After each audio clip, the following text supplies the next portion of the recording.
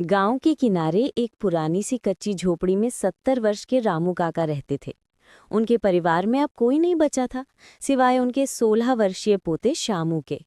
शामू बहुत छोटा था जब उसके माता पिता एक हादसे में चल बसे थे। तब से ही रामू काका ने उसे गोद में उठाकर पाला था।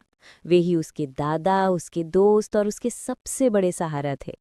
शामू भी दादा के बिना एक पल नहीं रह पा। कभी उनके साथ कुएं से पानी भरता, कभी खेत में बैलगाड़ी धकेलता और शाम को चूल्हे की धीमी आंच में बैठकर दादा की पुरानी कहानियां सुनता। परंतु समय ने रामू काका की सेहत छीन ली थी। बढ़ती उम्र, कमजोर शरीर और लगातार खांसी ने उन्हें और निढाल बना दिया था। फिर भी वे हमेशा मुस्कुराते रहते ताकि शामू को चिंता ना हो। एक दिन स्कूल से लौटते हुए शामू ने उन्हें आंगन में गिरा हुआ पाया। वो घबरा कर दौड़ा, पानी छिड़का और किसी तरह गांव के वैद्य को बुलाया। वैद्य ने गंभीर चेहरा बनाकर कहा कि अब इलाज गांव में नहीं हो सकता, उन्हें शहर के बड़े अस्पताल ले जाना होगा।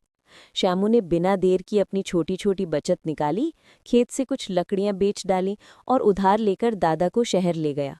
अस्पताल के सफ़ेद कमरों और मशीनों के बीच श्यामू दिन रात दादा का हाथ पकड़े बैठा रहता।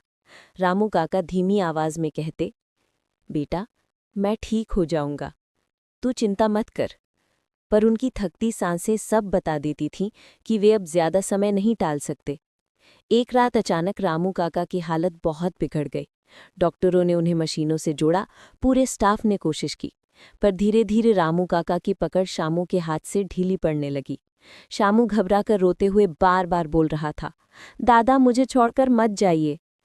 लेकिन उस रात सूरज उगने से पहले ही रामू काका हमेशा के लिए शांत हो गए। अस्पताल की ठंडी हवा में श्यामू की रुलाई गूंजती रही।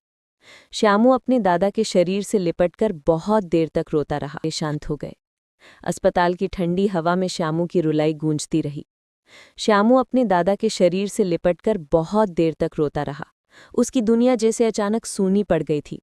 गांव वापस आकर भी उसने दादा की झोपड़ी नहीं छोड़ी।